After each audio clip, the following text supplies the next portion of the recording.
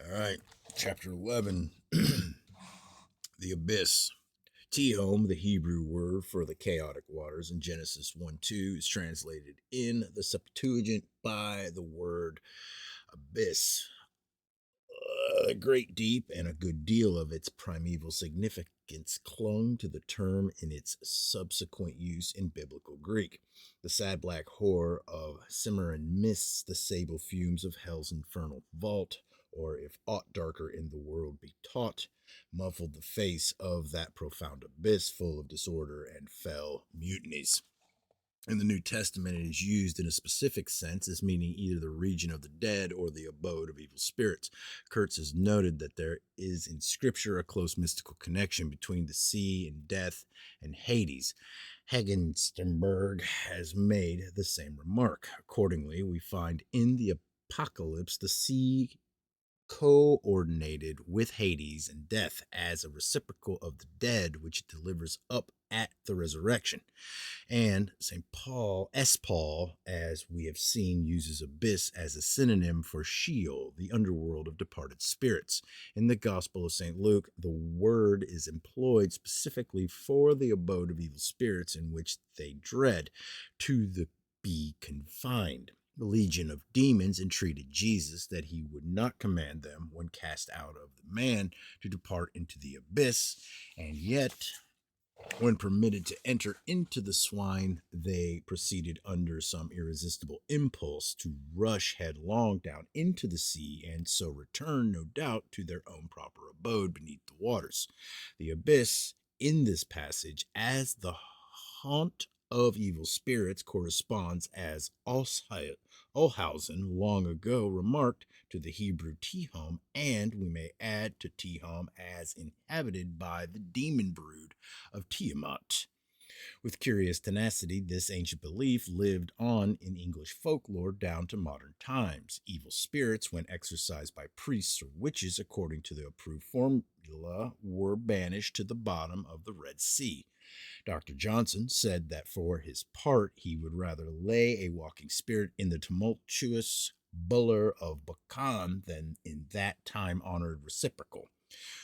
The word abyss occurs frequently in the Apocalypse in the same sense as the dwelling place of the devil and his angels, but unfortunately the authorized version has disguised the fact by rendering it the bottomless pit. The revised version correctly retains the word abyss. In the 9th chapter, for instance, the monstrous locusts have over them as king the angel of the abyss. His name in Hebrew is Abaddon, perdition, and in the Greek he hath the name Apollyon, destroyer.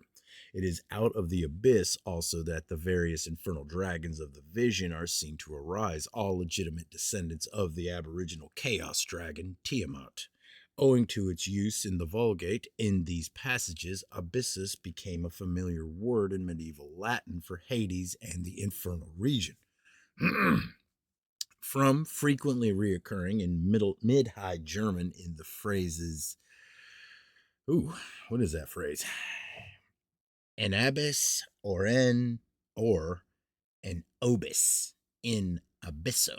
It assumed the spurious form nobis in the sense of orcus, death, or the underworld, with many curious developments such as nobis hos for purgatory, Hans Sachs, and nobis krug, devil's tavern, for hell, Luther.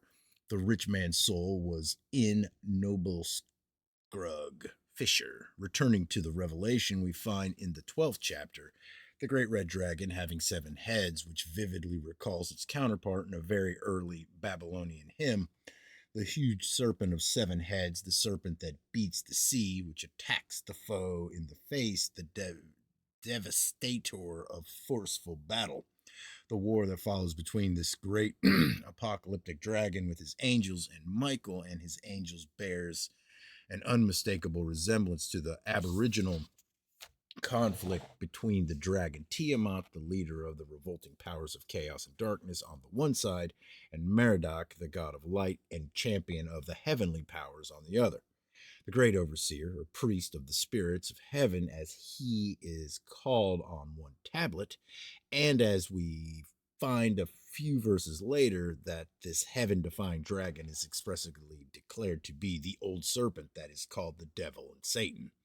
We are confirmed in that belief that Tiamat is ultimately identical with the Hebrew conception of Satan. It is quite in keeping that the apocalyptic monster, as being originally of oceanic origin, proceeds in his rage to cast a river of water out of his mouth. We may further compare Azidahaka, the three-headed fiendish snake of the Zendavesta, the mightiest demon created by the evil spirit, Angra Manu, to destroy the world of the good principle, striving to seize and put out the Havareno, the light of sovereignty or glory from above. He is confounded and cast to the ground.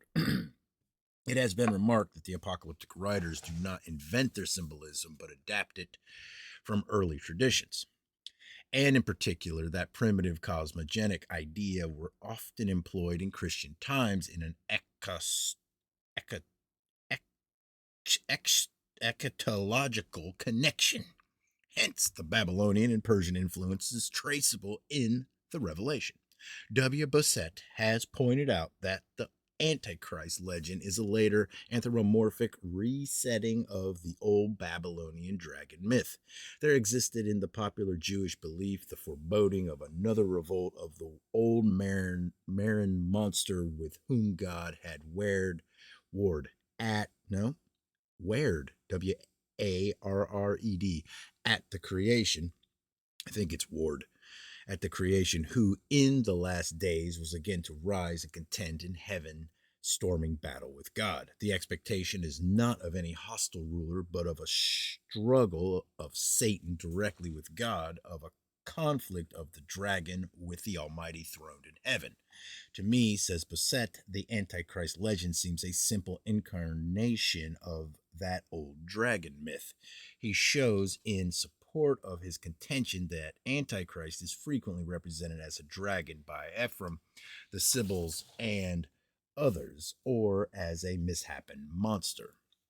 He maintains that Belial, badness, otherwise Beliar, the opponent of Messiah and a wicked angel who rules the ethereal world, is only another manifestation of the same ubiquitous dragon. The significant gloss of Hesychius is, man, that's Greek. I'll put it in there. In the following passage, the word seems to be used for Satan or the abyss of destruction. The cords of death compassed me, and the floods of Belial made me afraid. The cords of Sheol were round about me. The parallelism suggests that three infernal powers are mentioned, and Jerome translated it torrents of the devil, Delasich, floods of the abyss. The reference is perhaps to the river of the underworld, conceiving as severing the living from the dead among many peoples.